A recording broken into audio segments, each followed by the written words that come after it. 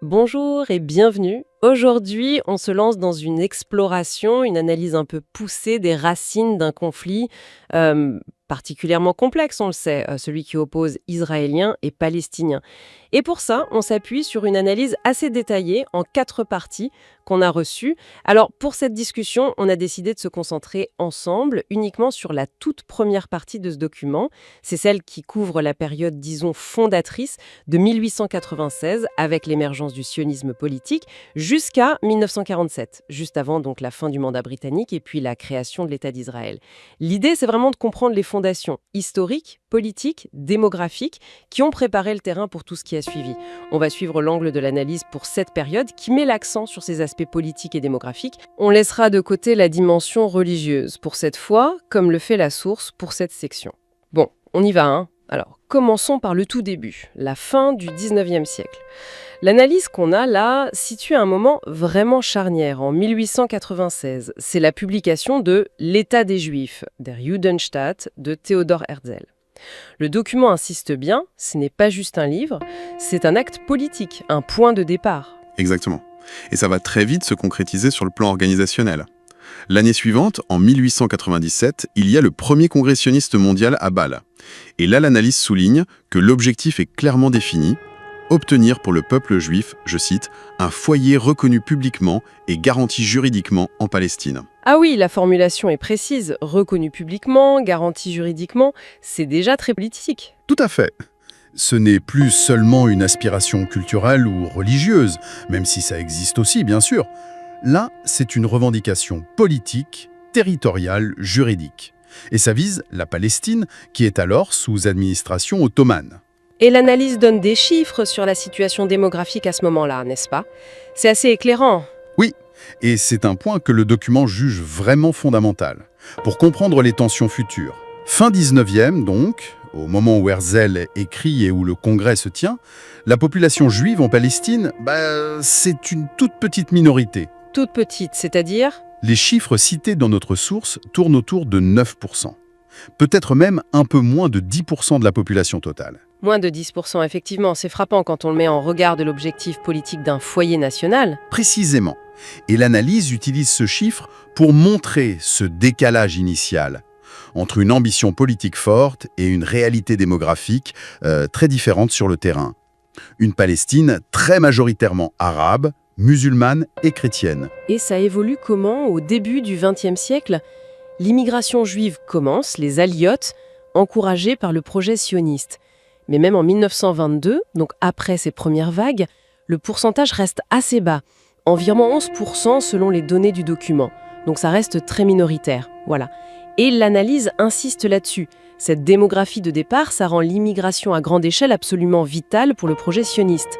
Mais forcément, c'est aussi une source d'inquiétude majeure pour la population arabe locale, qui voit arriver des changements, un bouleversement potentiel de son environnement et qui a aussi ses propres aspirations nationales qui commencent à émerger. C'est une clé de lecture essentielle selon le document. C'est d'un point crucial à garder en tête, oui. Avançons un peu dans le temps. La Première Guerre mondiale arrive et elle change tout au Proche-Orient. L'Empire ottoman s'effondre. Comment l'analyse défie ce fondement et le rôle des puissances européennes? Le document souligne le rôle absolument déterminant des puissances coloniales, surtout la Grande-Bretagne et la France. Il y a d'abord les fameux accords Sykes-Picot en 1916. Ah oui, les accords secrets. Exactement. Signés en pleine guerre, ils prévoient le partage des provinces arabes de l'Empire ottoman. Et l'analyse note que pour la Palestine, le plan initial de Sykes-Picot, c'était une sorte d'administration internationale, à cause des lieux saints, de son statut particulier. Mais ce plan d'administration internationale, il ne s'est pas fait. Il y a eu autre chose qui est arrivé, un élément majeur, la déclaration Balfour. Qu'est-ce que l'analyse en dit, son importance, son contexte? Alors là, l'analyse la présente comme un tournant absolument fondamental. Elle est publiée en novembre 1917. C'est une lettre du ministre britannique des Affaires étrangères, Arthur Balfour, à Lord Rothschild, une figure importante de la communauté juive britannique. Et que dit cette lettre Balfour? Elle dit que le gouvernement britannique, je cite encore approximativement, envisage favorablement l'établissement en Palestine d'un foyer national pour le peuple juif. Envisage favorablement un foyer national. C'est une formulation assez prudente, non? Le document insiste là-dessus. Oui, très prudente. Et l'analyse souligne cette ambiguïté probablement calculée. Foyer national, national home en anglais, c'est une expression qui n'existait pas en droit international. C'est volontairement moins fort que État. Et il y avait des conditions, des clauses? Oui, une clause restrictive importante. La déclaration précise que rien ne devrait être fait qui pourrait porter préjudice, je cite de mémoire, aux droits civils et religieux des collectivités non juives existant en Palestine. L'analyse suggère que cette ambiguïté, elle reflétait les intérêts britanniques qui étaient complexes. C'est-à-dire? D'un côté, satisfaire les sionistes, dont le soutien pouvait être utile pour la guerre et pour l'influence britannique future dans la région, et de l'autre, essayer de ne pas trop s'aliéner la population arabe. Un équilibre difficile. Et comment ça se traduit concrètement après la guerre, cette déclaration Balfour? Alors, après la victoire alliée, la Société des Nations met en place le système des mandats. Et lors de la conférence de San Remo en 1920, c'est la Grande-Bretagne qui reçoit officiellement le mandat sur la Palestine. D'accord. Et le point crucial que l'analyse met en avant, c'est que le texte même du mandat britannique intègre les termes de la déclaration Balfour. Donc la Grande-Bretagne a pour mission officielle de faciliter la création de ce foyer national juif, mais aussi de protéger les droits des autres habitants. Une double obligation en quelque sorte. Exactement, et l'analyse dit que c'est intrinsèquement contradictoire, une source de tension permanente pendant toute la durée du mandat jusqu'en 1947-48. C'est aussi sous ce mandat britannique que l'immigration juive va s'accélérer, notamment avec les persécutions en Europe de l'Est, et puis bien sûr la montée du nazisme dans les années 30, ce qui va modifier progressivement les équilibres démographiques dont on parlait. Ce qui nous amène logiquement à la réaction de la population arabe palestinienne. Face à cette politique britannique, face à l'immigration, à l'établissement sioniste, est-ce que l'analyse aborde cette réaction ? Oui, bien sûr. Elle y consacre une part importante. Et elle ne présente pas ça comme de simples émeutes sporadiques, mais vraiment comme l'émergence d'un mouvement national palestinien propre. Le document met particulièrement en avant ce qu'on appelle la Grande Révolte arabe, de 1936 à 1939. La Grande Révolte, qu'est-ce que l'analyse en dit précisément ?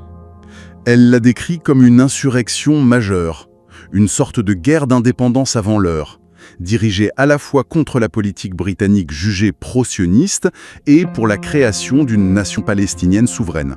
Et elle donne des détails sur la forme de cette révolte, sur la répression ? Oui, elle souligne son ampleur. Il y a eu une grève générale de 6 mois en 1936, c'est énorme. Puis une guérilla rurale qui s'est généralisée. Et l'analyse insiste aussi sur la dureté de la répression britannique. Des dizaines de milliers de soldats mobilisés, des méthodes très sévères. Et il y a un autre point que l'analyse mentionne, c'est le rôle de la Haganah. Effectivement, la Haganah, qui était la principale organisation paramilitaire sioniste à l'époque, a collaboré avec les Britanniques pour écraser cette révolte. C'est un point important souligné par le document. Conséquences de cette révolte et de sa répression, selon l'analyse. Elles sont lourdes. D'abord, ça a considérablement affaibli la société palestinienne et son leadership politique, juste avant les événements décisifs de 1947-48. Et paradoxalement, ça a renforcé l'organisation et l'expérience militaire du côté sioniste, qui a combattu aux côtés des Britanniques. Donc cette révolte, elle a eu un impact direct sur la politique britannique. Absolument. Face à l'ampleur de la violence, Londres a dû chercher une solution politique.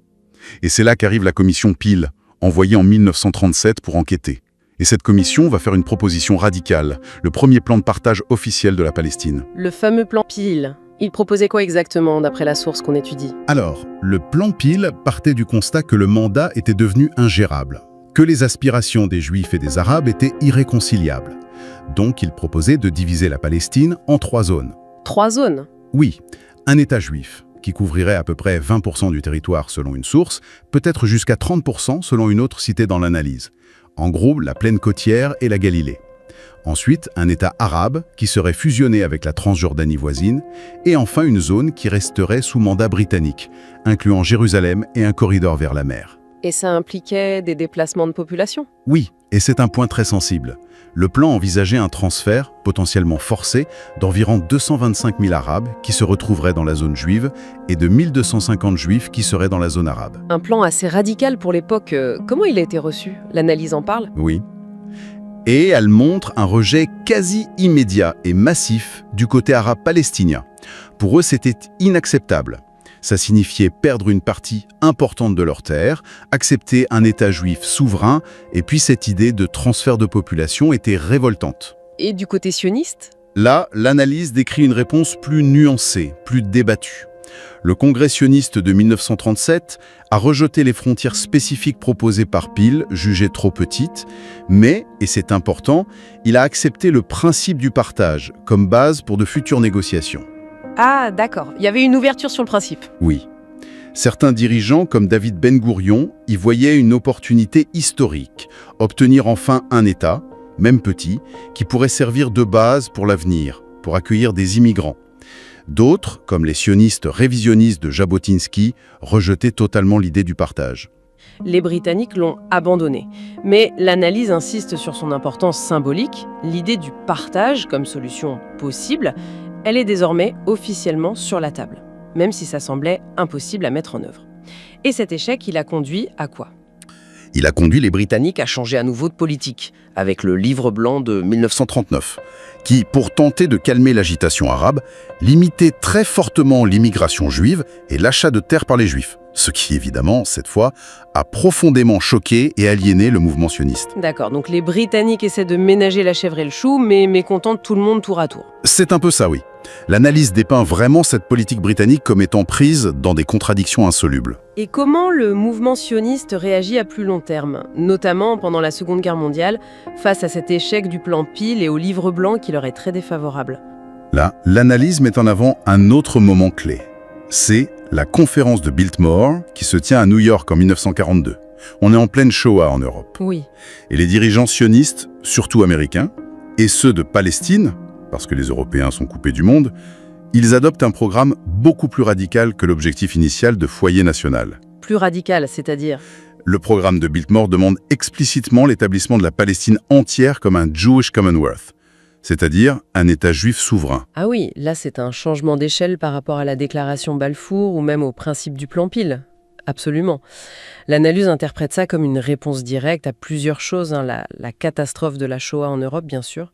La politique britannique du livre blanc jugée hostile et comme une trahison. Et puis la conviction qui grandit que seul un État juif souverain, maître de ses frontières et de son immigration, pourrait garantir la survie du peuple juif. Et cette revendication sur toute la Palestine mandataire... Elle marque une rupture. C'est un objectif maximaliste qui va forcément entrer en collision frontale avec les aspirations nationales palestiniennes qui visent aussi l'autodétermination sur ce même territoire. L'analyse suggère que dès 1942, les positions sont devenues quasiment irréconciliables. Ça prépare vraiment le terrain pour l'affrontement qui va suivre la Seconde Guerre mondiale. D'accord. Si on essaye de faire une petite synthèse de ce que cette première partie de l'analyse nous a montré, pour la période 1896-1947, on a vu l'émergence d'un projet politique sioniste bien structuré, avec un objectif territorial clair, mais face à une réalité démographique au départ très différente. Oui, tout à fait. Et on a vu le rôle absolument central des Britanniques surtout. Leur décision Balfour, le mandat avec ses promesses contradictoires, ont créé le cadre politique, mais ont aussi, selon l'analyse, semé les graines du conflit futur. On a vu aussi les conséquences sur le terrain, l'immigration juive qui augmente, mais aussi l'affirmation d'un nationalisme arabe palestinien. Qui s'exprime violemment lors de la Grande Révolte. C'est ça. Et puis, l'échec des premières tentatives de solutions politiques venues de l'extérieur, comme le plan Peel. Ça révèle l'ampleur du fossé entre les deux communautés et l'impasse de la gestion britannique. Alors, où est-ce qu'on en est juste avant 1947, au moment où l'ONU va entrer en jeu ? Quel tableau nous laisse cette analyse ? Le tableau que dresse ce document, c'est celui d'une poudrière en fait. Deux mouvements nationaux avec des aspirations exclusives sur le même petit bout de terre. Ils sont maintenant clairement définis, mobilisés et opposés. La puissance mandataire, la Grande-Bretagne, elle est dépassée. Elle est prise au piège de ses propres contradictions et elle a surtout envie de partir. Elle veut se désengager, exactement. Les tentatives de compromis, de partage ont échoué, donc tous les ingrédients sont là pour que la question palestinienne devienne une crise internationale majeure. Et c'est ce qui va se passer. Le dossier va être transmis aux Nations Unies, qui viennent d'être créées. L'analyse suggère vraiment que cette période 1896-1947 a posé toutes les bases du drame qui va se jouer en 1947-1948. Voilà qui clôture notre discussion sur cette première partie de l'analyse qui nous a été fournie, période période 1896-1947. Ce n'est évidemment, comme on l'a vu, que la mise en place des acteurs, des enjeux, la première étape d'une histoire bien plus longue et complexe. On donne donc rendez-vous pour la suite de cette exploration. On abordera la deuxième partie de ce document et là on entrera dans la période charnière de 1947 à 1988, le plan de partage de l'ONU, la guerre de 1948, la naissance d'Israël, les guerres israélo-arabes qui suivent, l'émergence de l'OLP, jusqu'aux premiers accords et la première intifada. Et peut-être pour terminer cette première discussion, une petite réflexion qui découle directement de ce que l'analyse a mis en lumière pour cette période 1896-1947. On pourrait se demander dans quelle mesure est-ce que l'imbrication, dès le début, entre d'un côté ces projets nationaux naissants, concurrents, sur un territoire si petit, et de l'autre les calculs stratégiques, les décisions parfois ambiguës d'une grande puissance extérieure, dans quelle mesure est-ce que cette combinaison n'a pas créé une situation où trouver un compromis devenait extraordinairement difficile, voire peut-être impossible, avant même que le conflit n'éclate vraiment. C'est une question qui, je crois, reste importante pour comprendre la suite des événements.